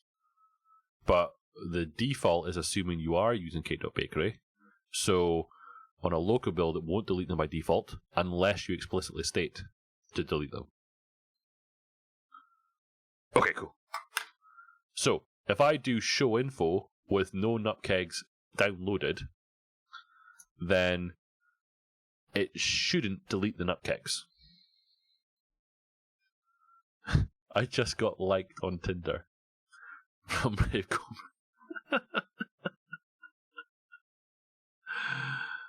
Love it. Love it.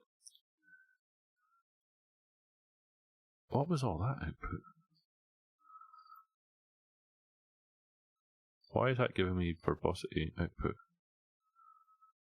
Okay, why is it still deleting all those things?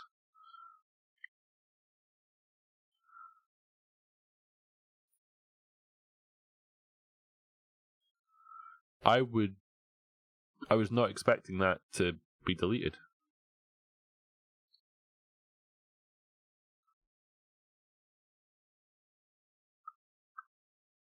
Because we are a local build.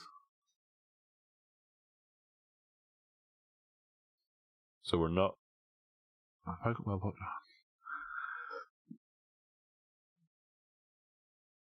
was expecting them to stay where they are.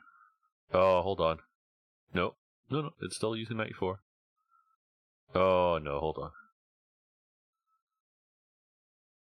Oh, what an idiot park. What an idiot. What an idiot. Anyone in the chat room? Where's my should be validated by chat argument here? Because it's failed me. Because I just nuked all the changes that I made in my parameters.cake file because I deleted my folder from my tools folder. So it didn't do any of it. It's done nothing. It's not got that if statement in it. It's all just gone away. So I'm gonna have to do them all again and not delete that one folder from my testing folder. So that's annoying. It was this one I searched on. Let's do it one more time, shall we? One more into the breach. Right. Public static bool should delete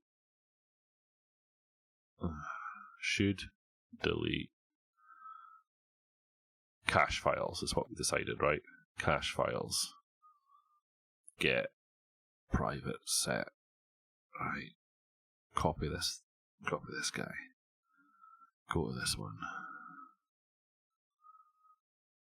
Context.information.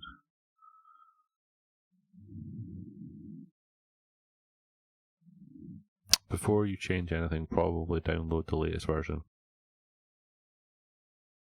Why? Well, it's just downloaded it. Oh, I see what you're saying. I see what you're getting at, because it's just a diff of exactly what's changed. That's probably not a bad idea.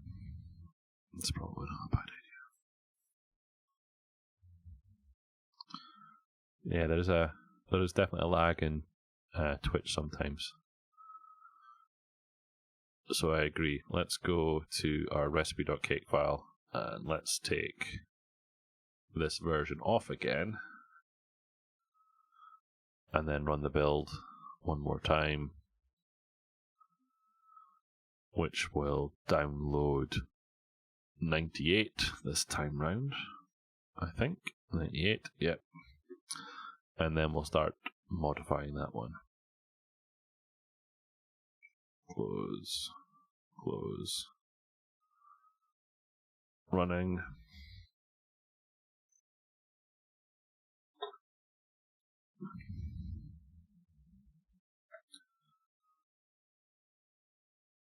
Yes, you're right.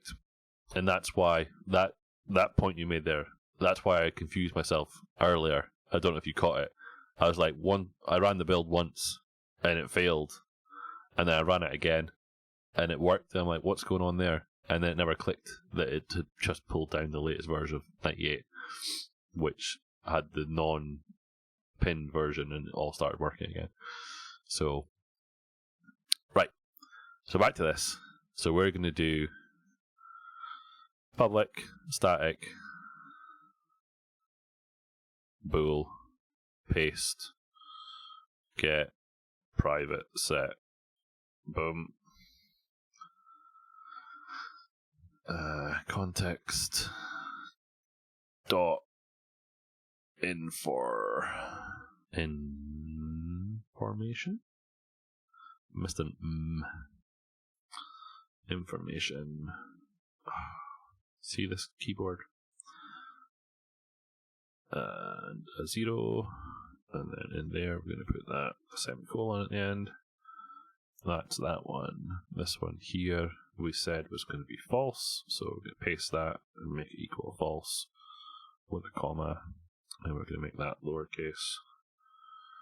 And then this one is going to be that equals that with a semicolon, and then we're going to go back and make that a lowercase. I am blaming the keyboard, Kim, and this is like your whole Dvorak thing all over, right? So I'm on my Windows machine here. This is my Windows machine, but I'm running Synergy on my Mac. So over on my Mac, a Shift 2 gives you an @ sign, but on my keyboard that I'm looking at, the @ sign gives me a quote. So it's totally my keyboard. And the combination of my physical keyboard being incorrectly mapped in keys to what's running on my Mac, which then goes through Synergy to go through into my VM here that is Windows. It's so confusing. It really is. It's between the keyboard and the chair. Now, technically, it's not between my chair and the keyboard, but it is the keyboard. It is. That's my excuse and I'm sticking to it. Okay, so that's done there, and now I need my build.cake file. So up here in my build.cake file, in my teardown, what I said was, if, with an ampersand, with 2 ampersands, 1 rule, 2... But it's not quite as simple as that though, Kim. It's not.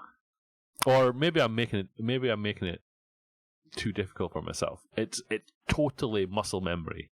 And I don't know how to fix that. Because I have a Mac now. I want to use the keys on the Mac because, well, it's my physical device now. But my fingers refuse. My fingers refuse to learn it. It's the same with Control-C and Control-V. They don't work on the Mac anymore because you have to use Command-C and Command-V. But that's made it even more complicated because what is the Command key is the Windows key, and they're not in the right place. So it's really confusing. And it's so frustrating. And I don't know how to fix it. Anyway, I feel I'm getting distracted again. I want to get this done.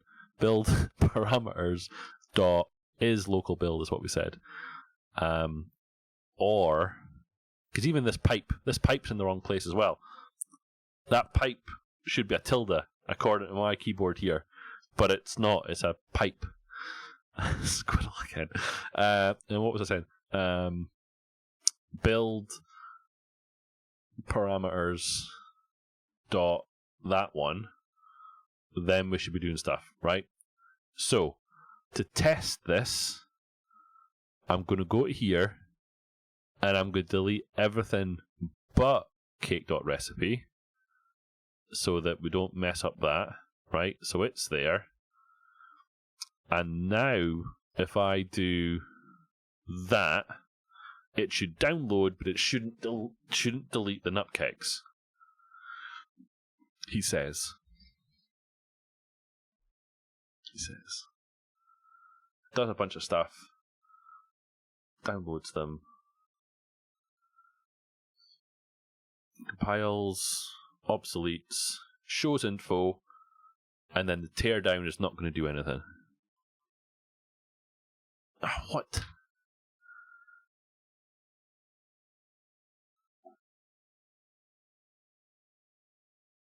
Oh, it's done it again.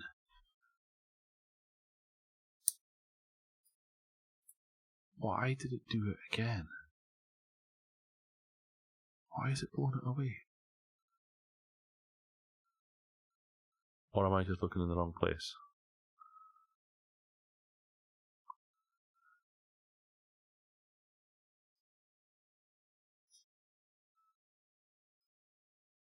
It's not, it's blown it away again.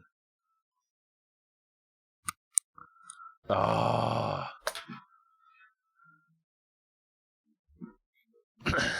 So we know why it did it this time, right? It's because I deleted the MD5 hash of the packages.config file. So it took it to mean that it was a fresh build and it needed to nuke everything and download it again. Ah, it's so frustrating. I'm not going to do it again. Create your own keyboard layout on Windows. Link to AfterStream. Or search for keyboard layout creator. Addictive. I'm going to take this from here and put it over to my Mac.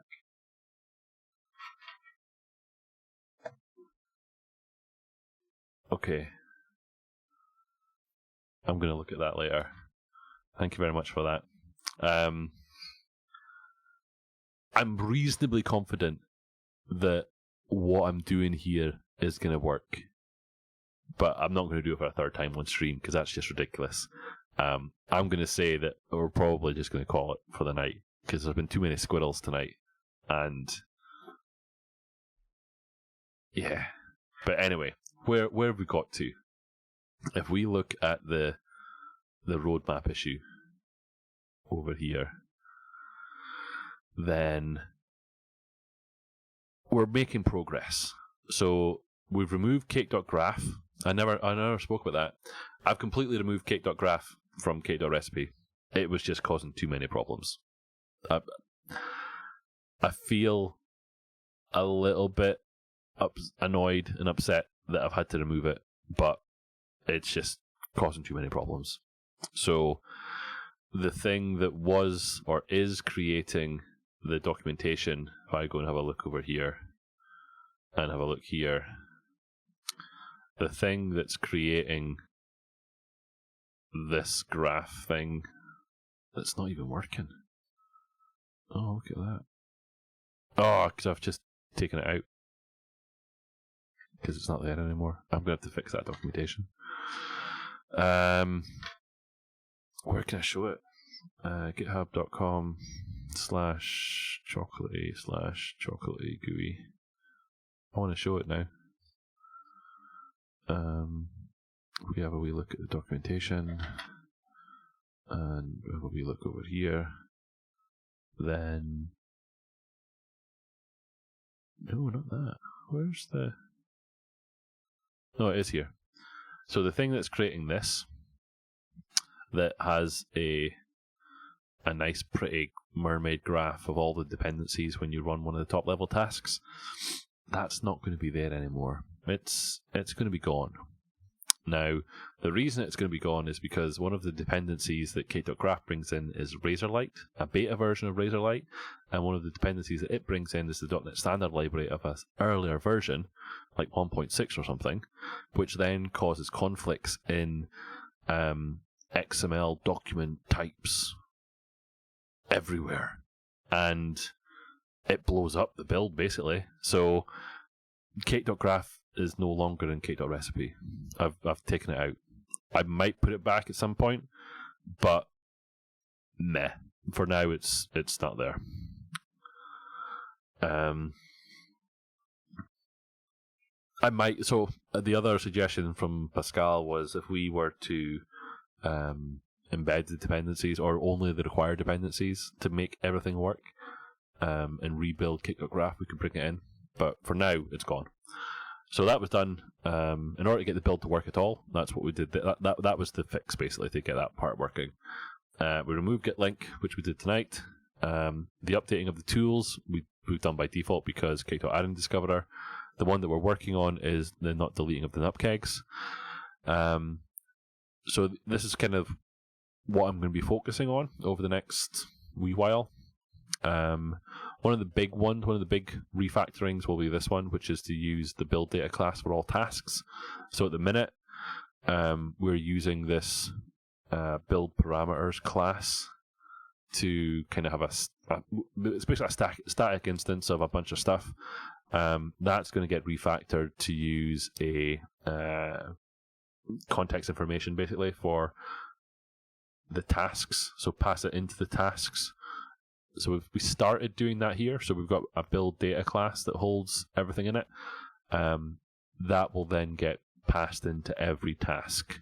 So rather than having a static instance, which is build parameters, it'll just be immediately available. So that's quite a big refactoring. Brave Cobra is asking, you got Git version working on .NET Core? I believe so.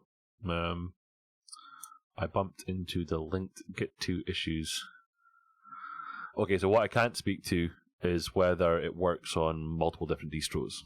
That I don't know. I typically only run, or at the minute, because I use AppBear as my default, I only ever truly run it in anger on Windows, but it is the .NET Core version of Git version running on AppVeyor on Windows, and in theory it should run everywhere, but it does have that native assembly dependency that does cause problems on certain distros and is known to cause issues.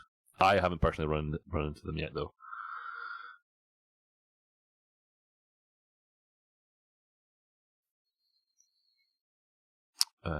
But if we check the tools one, it's been updated.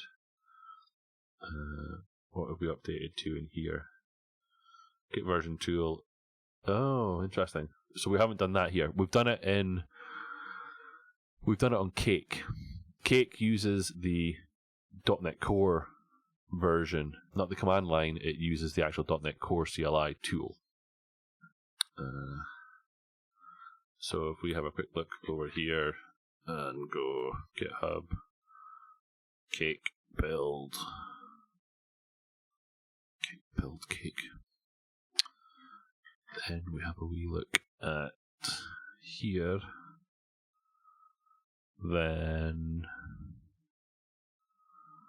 .NET Global Tools. Over here on Cake, we're using the .NET CLI version. And it's running everywhere. So as I showed earlier, Cake is building with Cake on all of these ones, which includes Ubuntu. So let's have a look to see whether we actually ran Git version here.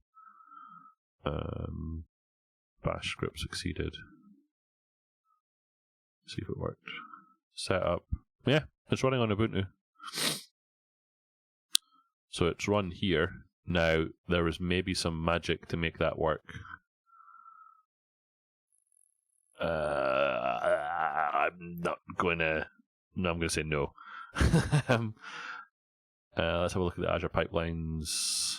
Where's that? Can't see it open.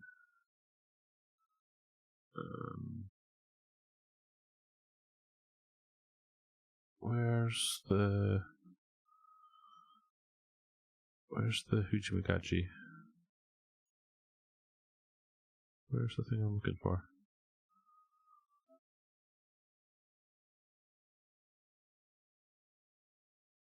Where? Oh, no.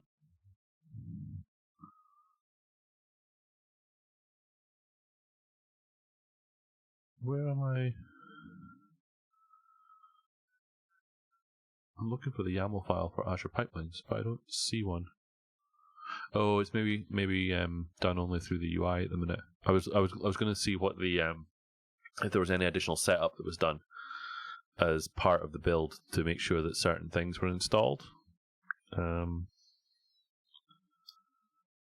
But I can't show you that just now because it's maybe not transferred over to a YAML file. But again, the main point is we are using the .NET Core CLI version of Git version, and it is running on Ubuntu on Azure pipelines. So, but we're pinned at the minute to, what did it say? It said 5.01, I think. I think the latest is 5.02. We're on 5.01.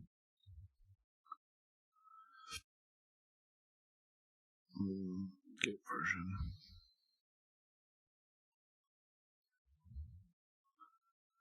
Yeah, 5. Oh, it's a beta though, so maybe 5.01 is the latest. Yeah, 5.01 is the latest. Sure, you got a build task edition as well, but not tested that one.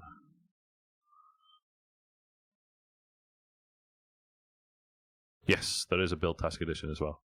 I don't tend to use that one. Anyway, so that's where we're at. I'm going to get that deleting of the nupcakes working. This one, I think, makes sense in my head. I'm going to remove the reference to myget in lots of places. If you can think of a different name, I'd love some feedback on what it should be called. Because at the minute, I don't want to necessarily couple to myget. I want to be kind of agnostic to where you push your pre-release packages to, because it could be to MyGet. It could be to Azure Artifacts. Azure Artifacts. It could be somewhere else. But then I kind of led myself into the discussion of, well, maybe we shouldn't be calling it NuGet either, because you might push your final versions to something else as well. So I don't know whether we needed primary and secondary or dev and production. I'm kind of like that. So dev, NuGet source, dev, or prod source. I just want to change the terminology a little bit so that it's clear what they are, rather than coupling them to MyGet and NuGet. So that's what that one was. And yeah, there's lots of, and this one, I think this makes sense too. Moving Git version, the execution of Git version out of the setup into a task, so that if someone wants to use something other than Git version, but still want to use Cake.Recipe, they want to slot in Cake.Repo version or Pumpy or something else, then they could just override that task. Nightly, rolling. So yeah, there is an issue there. If you wanted to put some thoughts in it, Kim, I do appreciate that. So this is where we're going, and then ultimately, once I've got some of these things working, I want to look properly at these two suggestions that have come in as PRs. I'm not ignoring them. So if Vhatsura or Larsegholm, I don't know. If you're listening, I'm not ignoring them. I'm basically just wanting to put some more thought into those before I go too much further with them. This one totally makes sense in concept, which is to make it more agnostic to the provider that it's running on, because we've all kind of already separated out some of the internal structure of how Cake.Recipe gets some of its information. So by being able to provide a different provider, it means that Cake.Recipe can run and do all of the things, not just on AppVeyor, but on other places too. But I haven't really looked at this one yet. I want to get to a point where I've fixed most of the things I want to fix in Cake.Recipe, and then I was going to look at pulling some of these things in. And then obviously there's still quite a few open issues on the milestone. There's 34 open issues. If anybody wants to contribute to Cake.Recipe, feel free. There's a bit of work to be done in here. But we'll get there. But for tonight, I think I'm going to call it. There have been a few squiddles along the way, but I think it's been useful. I hope it's been useful. And as always, let me know if there's anything else you want to talk about. Happy to take suggestions on what we do on the stream. And thank you all for coming along. It's been fun again. As a reminder, no stream here next Monday, but I should be here next Friday. But Monday I'm away. So I'll be here Friday this week and Friday next week, but not Monday. And yeah, thank you very much. I will speak to you all again. Talk to you later. Bye bye.